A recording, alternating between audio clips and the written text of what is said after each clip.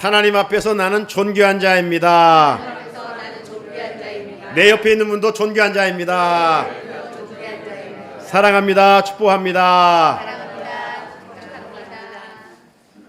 설 명절 연휴가 지속되고 있는 그러한 시간 속에서 또 분주하지만 주일을 기억하고 믿음으로 주의 전에 올라와서 또 하나님께 예배드리는 우리 귀한 가족들에게 일찍이 광야를 지나고 있었던 이스라엘 백성들에게 대제사장 아론을 통해서 주셨던 축복의 핵심, 은혜와 평강의 복이 이 안에 여러분의 심령과 가정과 자녀들 가운데 여러분의 일터 속에 함께 하시기를 주님의 이름으로 축복합니다. 한편 교회 소식에서 말씀드린 것처럼 이번 주 수요일부터는 우리가 교회력으로 또 중요한 절기가 시작됩니다. 주님의 십자가의 고난을 생각해 보면서 십자가를 통한 하나님의 사랑을 더 깊이 깨달아갈 수 있는 사순절의 시작, 제의 수요일입니다. 일찍이 교회 전통적으로 탄 재를 이마에 또 몸에 이렇게 바르면서 참여하면서 이런 절기를 주일을 제외한 40일간을 지키게 되는 것이죠. 부활주일 전까지 우리는 사순절의 시간들을 갖게 됩니다. 이제 사순절의 시작은 보라색인데 바로 회개에 초점이 맞춰져 있습니다. 세속화된 우리의 모습들을 하나하나 주님의 십자가를 믿음으로 바라보면서 회개하는 가운데 정말 순결한 신부처럼 예수의 신부로 회복되는 그러한 시간들을 가졌으면 좋겠습니다. 자, 오늘도 계속해서 사도행전 말씀을 함께 나눌 것인데요. 우리가 앞에서 지난주 살펴본 것처럼 이제 감남산에 모여 있었던 사람들이 예루살렘으로 내려왔습니다. 그러나 예루살렘에서 또 어디로 들어갔습니까? 마가의 다락방으로 들어갔다라고 말씀을 드렸죠. 여러분, 감난산에 몇 명이 모여 있었다고요? 500여 명이 모여 있었습니다. 실상 누가는 직접적으로 거기 인원을 말하고 있지 않지만 사도 바울이 부활장에서 분명하게 이렇게 기록하고 있어요. 고린도전서 15장 6절에 그 후에 500의 형제에게 일시에 보이셨나니 그 중에 지금까지 대다수는 살아있고 어떤 사람은 잠들었으며. 예수님께서 감난산에서 승천하실 때 그곳에 500의 무리가 있었다라고 말씀하고 있어요. 자, 그들에게 예수님이 마지막 뭐라고 말씀하셨습니까? 너희들 흩어지지 마. 한 곳에 모여 있어서 약속하신 것을 기다리라 그랬어요. 그런데 다들 500명이 모여서 주님의 약속을 기다리는 것이 아니라 380명은 어디론가 흩어져 버렸어요. 그리고 120명만 마가의 다락방에 함께 모여 있었던 것을 우리는 성경을 통해서 알 수가 있습니다. 자, 이런 사실을 볼 때 예수님의 말씀에 순종한 사람보다는 순종하지 않는 사람이 더 많아요. 이런 현상은 예나 지금이나 다르지 않는 것 같습니다. 예수님의 비유 중에 씨 뿌리는 비유가 있습니다. 자, 그 씨 뿌리는 비유에 농부가 씨를 뿌렸는데 내 밭에 떨어졌다라고 말씀하고 있죠. 길가에 떨어지는 씨도 있고 돌밭에 떨어지는 씨도 있고 가시덤 뿔에 떨어지는 씨도 있고 좋은 옥토에 떨어지는 씨앗도 있다고 말씀을 예수님이 하셨어요. 좀 시간이 지난 후에 예수님과 제자들만이 있었을 때 제자들이 궁금해서 예수님 그 비유의 뜻이 무엇입니까? 라고 물었어요. 그랬을 때 예수님께서 자세하게 제자들에게 말씀을 해주셨는데 이제 씨는 하나님의 말씀이다. 씨는 하나님의 말씀이고 그리고 밭은 말씀을 받는 마음이다. 이렇게 말씀을 하셨어요. 그러니까 우리가 말씀을 듣는 네 종류의 사람이 있다는 것이죠. 첫 번째는 길가에 떨어진 씨. 여러분, 길가는 싹을 낼 수가 없잖아요. 깡마른 땅이잖아요. 이런 사람은 어떤 사람일까요? 이런 사람들은 준비 없이 와서 그냥 예배 드리는 사람이에요. 말씀에 대한 전혀 사모함이 없는 사람, 마음이 굳어 있는 사람. 이런 사람들은 길가와 같아서 말씀을 받되 사탄이 와서 그 씨를 먹어버린다, 빼앗아가 버린다, 이렇게 말씀을 하고 있어요. 반면에 돌밭에 뿌려진 씨앗도 있습니다. 여러분, 돌밭에 돌만 있는 것이 아니라 흙도 있지요. 흙에 분명히 씨앗이 떨어졌을 거예요. 하지만 뿌리를 내릴 수가 없어요. 돌밭이기 때문에. 자, 주님은 이런 사람들은 어떤 사람이라고 말합니까? 말씀을 들으면서 순종해야지, 그렇게 살아야지, 아멘, 이렇게 반응을 하지만 세상에 나가서 그만 환난과 박해로 말미암아 말씀대로 살지 못하고 역시 세상의 것을 따라 살아가는 사람, 이런 사람들을 가리켜서 돌밭과 같다, 그렇게 말씀하셨어요. 또 세 번째는 가시덤 뿔과 같은 그런 사람이 있다고 그랬어요. 이런 사람은 말씀을 듣기는 하되 결국 세상 염려, 물질의 걱정, 이런 것 때문에 이 말씀의 씨앗이 자라다가 그만 자라지 못하는, 순종의 결실을 맺지 못하는 사람을 가시덤 뿔과 같은 사람이라고 말씀하셨어요. 반면에 좋은 땅에 떨어진 씨가 있다고 그랬어요. 이런 사람들은 어떤 사람이겠어요? 성령의 쟁기로 마음의 밭을 기경한 사람입니다. 주님 말씀하옵소서, 내가 듣겠나이다, 오늘 제가 은혜 받겠나이다, 말씀하옵소서, 이런 말씀에 대한 간절함과 사모함이 있는 사람의 마음밭이에요. 이런 사람들에게는 말씀의 씨앗이 떨어져서 30배, 60배, 100배의 열매를 맺게 된다, 주님이 그렇게 말씀을 하셨습니다. 사랑하는 우리 성산의 성도 여러분, 주님의 말씀을 듣고 순종한 사람은 500명 중에 120명이었습니다. 오늘날도 말씀을 듣는 사람은 많은데 순종하여 열매를 맺는 사람은 4분의 1밖에 되지 않는다라고 하는 주님의 말씀이죠. 말씀 듣고 은혜 받고 말씀에 순종하는 자리까지 가면 얼마나 좋겠습니까? 그런데 그렇지 못한 것은 말씀에 대한 간절함이 없는 거예요. 말씀의 능력을 신뢰하지 못하기 때문입니다. 종교적인 타성에 젖어 예배를 드리기 때문입니다. 영적으로 믿음이 성장하지 못하고 성숙하지 못하기 때문입니다. 예수님이 크게 보여야 될 텐데 예수님이 크게 보이지 못하고 여전히 세상 염려가, 그 세상 물질이 크게 보이기 때문입니다. 지금 우리는 음력으로 다시 새해를 시작합니다. 오늘 우리는 작심삼일이라고 다시 한번 말씀 앞에 결단할 수 있어야 하겠습니다. 어떤 결단입니까? 새해는 말씀에 순종한 120명처럼 살면서 말씀의 열매를 맺어 주님의 기쁨이 되겠다라고 말입니다. 사모하며 결단할 때 좋은 것 주시기를 원하시는 하나님께서 우리의 연약함을 붙들어 주시고 새해도 때마다 시마다 함께 해주시는 은혜를 허락해 주실 줄로 믿습니다. 마가다락방에 120명이 모였다고 그랬어요. 이들은 막연하게 기다리지 않았어요. 오로지 기도하는 일에 힘을 썼다고 그랬어요. 자, 이런 가운데 오늘 본문을 보게 되면 베드로가 일어났습니다. 지금 성령 충만한 상태예요. 일어나가지고 뭐라고 시작하느냐? 형제들아, 16절 보니까 성령이 다윗의 입을 통하여 예수 잡는 자들의 길잡이가 된 유다를 가리켜 미리 말씀하신 성경이 응하였으니 마땅하도다. 베드로가 갑자기 일어나더니 가룟 유다가 예수를 판 이야기를 하는 것입니다. 여러분, 인간적인 눈으로 보면 예수를 죽인 일의 1등 공신은 누구입니까? 가룟 유다입니다. 가룟 유다가 팔았으니까. 그런데 베드로는 이런 일조차 하나님께서 이미 다윗의 입을 통해서 예언된 일이라고 말합니다. 오늘 본문 20절을 보면 시편에 기록하였으되 그의 거처를 황폐하게 하시며 거기 거하는 자가 없게 하소서 하였고 또 일렀으되 그의 직분을 타인이 취하게 하소서 하였도다. 이렇게 말씀했는데 이 말씀은 시편 109편 8절을 인용한 것입니다.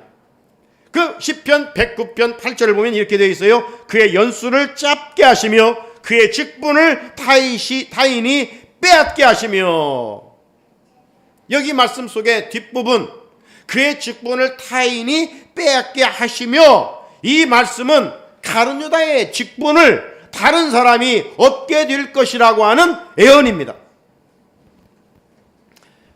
가룟 유다가 예수님을 은 30에 판 것은 우연한 일이 아닙니다.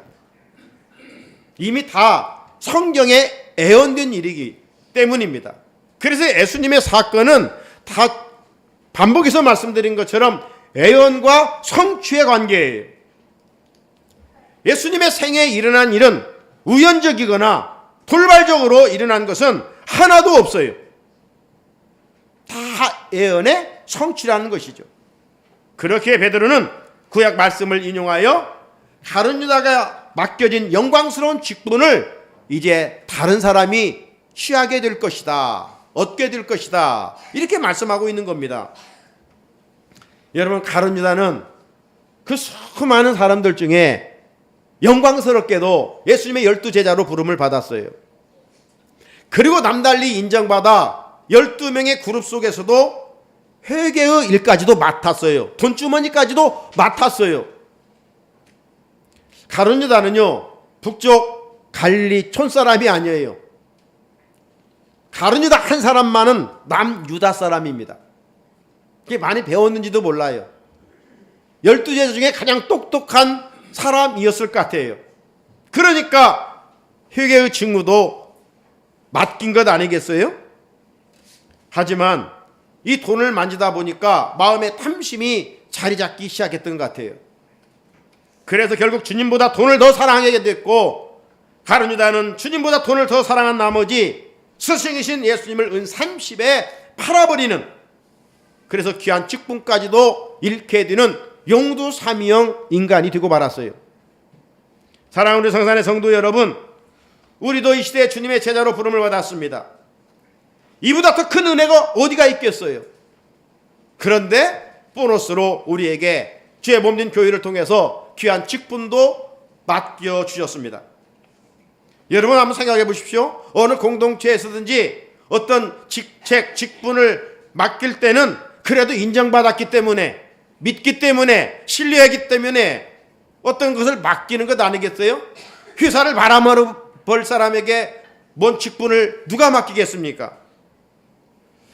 이처럼 주님께서 우리에게 직분을 맡겨주신 것은 부족하고 흠이 많은 우리들이지만, 그래도 우리를 주님이 잘 보아주셔서 우리에게 직분을 맡겨주셨다는 거예요. 사도 바울의 고백을 들어보십시오. 디모데전서 1장 12절입니다. 나를 능하게 하신 그리스도 예수 우리 주께 내가 감사함은 나를 충성되이 여겨 내게 직분을 맡기심이니. 주님은 부족한 우리를 그래도 충성되이 여겨서 귀한 직분을 맡겨주셨다는 것입니다. 세상의 직분이야 큰 것도 있고 낮은 것도 있고 높은 것도 있고 덜한 것도 있을지 모르겠지만, 그리스도 안에서 맡겨진 모든 직책은 역할이 다를 뿐이지 높고 낮음이 없어요. 하나님이 주신 것이고 성령을 통해서 주신 것이기 때문에 정말 다 귀한 직분이에요. 아무나 맡기겠어요? 하나님의 일을 우리를 충성되이 여겨서 맡겼다는 거예요. 그런데 바울은 아무리 자기가 생각해봐도 너무 황송한 거예요. 왜냐하면 지난날 자기가 하나님 앞에서 행한 잘못이 있기 때문에. 그래서 이 디모데전서 1장 지금 12절인데 뒤에 13절을 보면 이런 말씀이 있어요. 내가 전에는 비방자요, 박해자요, 폭행자였다. 그런데 주님은 이런 비방자, 박해자, 폭행자인 바울을 충성되이 여겨서 직분을 맡겨주셨다는 거예요. 생각해 보십시오. 어찌 비방자요, 박해자요, 폭행자가 주님의 제자로 부름받을 수 있으며 어찌 주님의 동역자로 쓰임받을 수 있단 말입니까? 불가능한 일입니다. 그런데도 인자와 사랑이 많으시고 긍휼을 베푸시기를 원하시는 하나님께서 사울을 불러 바울 되게 하셨고 사도로 삼아 주셨을 뿐만 아니라 귀한 직분까지도 맡겨주셨다는 겁니다. 어찌 감사하지 않을 수가 있겠어요? 우리의 모습은 어떻습니까? 사울만 그런 은혜를 입은 게 아니라 동일한 은혜를 저와 여러분이 다 지금 받았어요. 주님이 제자 삼아 주셨어요. 그리고 주님의 동역자로 세워 주셨어요. 그렇다면 주신 직분에 감사하며 우리도 잘 감당할 수 있어야 하지 않겠습니까? 그런데 보면 종종 이런 영광스러운 직분을 소홀히 할 때가 있어요. 이런 행위는 애비딘 복을 발로 차버리는 것이나 마찬가지예요. 여러분, 교회 직분만이 아닙니다. 우리 성도들은, 우리 그리스도인들은 세상에서 어떤 일을 하든지 하나님께서 주신 성직으로 알고 감사함으로 감당하며 충성해야 돼요. 그런 모습들이 이 땅에 하나님의 나라를 아름답게 세워가는 모습이에요. 이렇게 행동할 때 우리의 일을 통해서 하나님이 큰 영광을 받으시고 또 이런 삶이 진실로 그리스도인이 누리는 복입니다.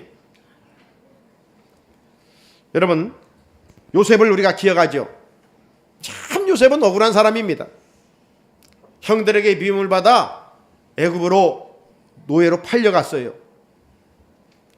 요셉은 애굽에서의 삶이 어땠습니까? 팔려서 보디발 집에 맡겨진 그 삶 속에서 이 보디발은 정말 충성 그거 하나밖에 없었어요. 억울하게 형들에게 미움을 받아 팔려왔으니 신세 타령하고 이를 갈고 원수 갚을 생각이나 하고 이랬다면 요셉의 인생은 끝났을 거예요. 그러나 그러지 않았어요. 보디발 집에서 노예로서 맡겨진 일 끝까지 원망하지 않고 충성하니까 그걸 바로 보디발이 인정하고 그 가정 총무로 세웠어요. 가정 총무에서 유치해서 또 열심히 일하던 어느 날 요셉의 이 보디발의 아내가 요셉을 유혹하잖아요. 그 유혹을 이겼는데 결과는 억울함을 누명을 써서 감옥에 들어가잖아요. 참 이것도 정말 마음 상한 일 아닙니까? 하나님 앞에 정말 따지고 싶지 않겠어요? 하나님께 원망하고 싶지 않겠어요? 하나님 말씀대로 살려고 애를 쓰는데 왜 이렇게 고난과 시련이 계속 찾아오는지. 그곳에서 만약 또 원망했다면 요셉의 모습은 끝났을 거예요. 그러나 그러지 않았어요. 하나님의 뜻이 있겠지 믿음으로 바라보면서 또 맡겨진 일 그곳에서도 충성했던 것 같아요. 자, 사람은요 보지 않을 것 같지만 다 보는 거예요. 그래서 간수장이 요셉의 행동을 본 것이죠. 그리고 39장 22절에 이렇게 얘기합니다.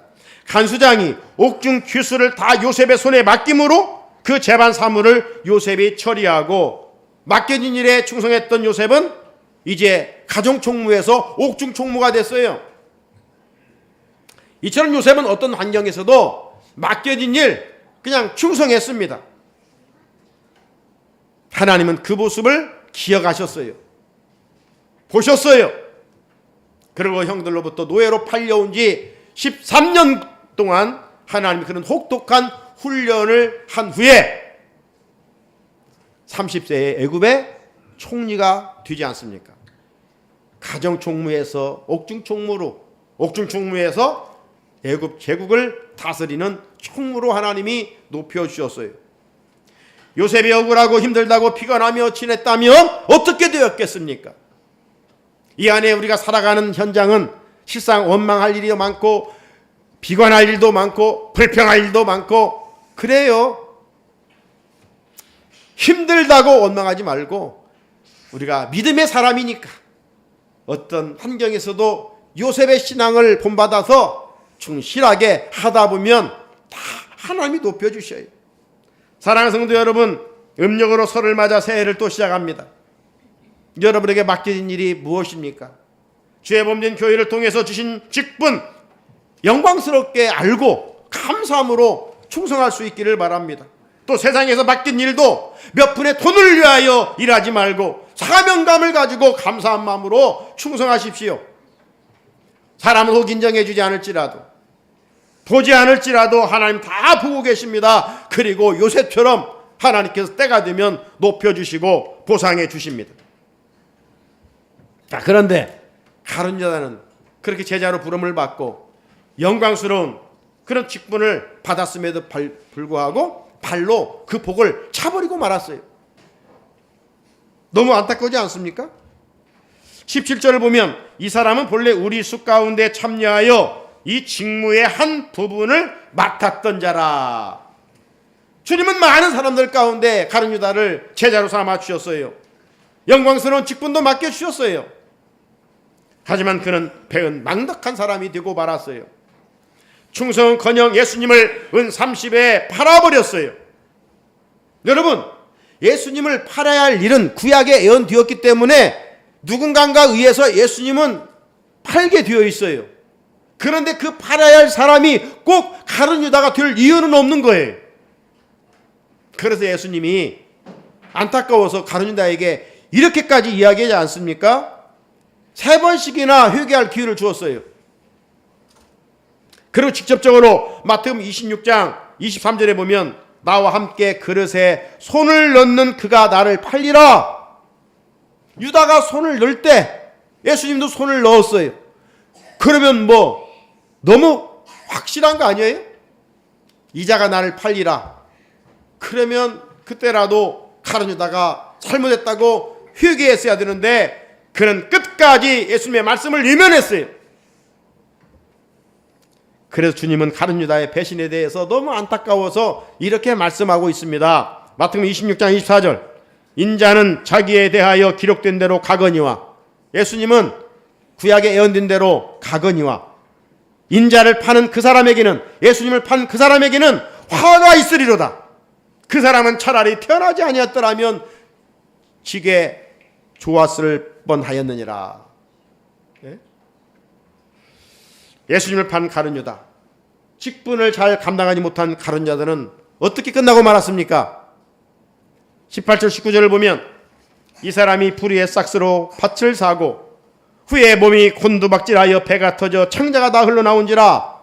이 일이 예루살렘에 사는 모든 사람에게 알려져 그들의 말로는 그 밭을 아겔다마라 하니 이는 피밭이라는 뜻이라. 여러분, 땀 흘려 수고한 물질은 복입니다. 2024년 음력으로 시작하는 한 해 여러분이 수고하여 땀 흘린 그 삶의 현장에 하나님이 물질의 복도 주시기를 축복합니다. 하지만 스승을 팔고 얻은 돈이 어찌 복이 되겠습니까? 그것은 불의의 싹시죠. 가룟 유다는 대제사장으로부터 은 30을 받고 마음이 편하지를 않았어요. 한 가닥 양심은 있었던지 내가 의인을 죽였다고 자책하면서 괴로워했습니다. 그리고 대제사장에서 받은 돈을 갖다 주려고 하였으나 저들은 더러운 돈이라고 받지를 않았어요. 그래서 가룟 유다는 그 돈을 성소에 던져버리고 가서 그만 목매어 자살하고 말았습니다. 마태복음 20장 5절 유다가 은을 성소에 던져놓고 물러가서 스스로 목매어 죽은지라. 가룟 유다는 예수님으로부터 제자로 부름을 받았습니다. 남달리 귀한 직분까지도 맡았습니다. 참으로 복된 인생이었습니다. 하지만 그는 시작은 좋았지만 마지막은 추하게 끝나고 말았습니다. 대제사장은 가룟 유다가 던진 돈을 거두어 이것은 핏값이기에 성전구에 넣어둠이 합당치 않다 하여 토기장에 밭을 사서 나그네의 공동묘지로 사용했다는 것입니다. 그 밭 이름을 오늘 본문에서 아겔다마, 번역하면 피밭이라 이렇게 불리고 있습니다. 사랑하는 우리 성산의 성도 여러분, 예수님은 가룟 유다를 제자로 불러주셨습니다. 그리고 회개의 직책까지 10분까지도 맡겨주셨습니다. 그런데 가룟 유다는 주님의 그 은혜를 깨닫지를 못했습니다. 은혜 갚는 생활을 하지를 못했습니다. 그는 주님보다 세상을 더 사랑했고 주님보다 물질을 더 사랑했습니다. 주님보다 물질이 더 크게 보였습니다. 결국 영생을 누려야 할 귀한 존재가 자살로 끝나고 말았습니다. 주님은 우리를 불러 시작은 미약하지만 장대하게 은혜 주시고 복 주시기를 원하시는 하나님이십니다. 이런 은혜를 누가 입을 수 있을까요? 주님이 주신 일을 감사함으로 받고 작은 일에 충성하는 사람입니다. 혹이라도 우리가 이 안에 살아가면서 한 달란트 받은 종처럼 어떤 일을 소홀히 하면 안 됩니다. 2달란트 받은 종처럼 5달란트 받은 종처럼 주어진 것으로 충성하고 최선을 다해야 됩니다. 우리는 음력으로 새롭게 시작하고 있습니다. 오늘 가룟유다를 교훈 삼아 새해 어디에서 맡겨진 일들을 하나님께서 주신 영광스러운 일로 알고 감사한 마음으로 충성할 수 있어야 할 것입니다. 여러분이 만약 주어진 일 속에서 힘들다고 어렵다고 안 된다고 원망하고 불평하면 복 주시기를 원하시는 하나님의 은혜를 가룟유다처럼 발로 차버리는 것입니다. 우리가 힘들지만 감사함으로 받고 충성하면 주님은 우리의 그 모습을 주목하시고 마침내 요셉처럼 높여주시는 은혜를 주실 줄로 믿습니다. 2024년 새해 우리 성산교회 속해 있는 모든 심령과 가정들마다 일터마다 이런 은혜를 들어갈 수 있기를 주님의 이름으로 축복합니다. 걸어가신 하나님 아버지 감사합니다.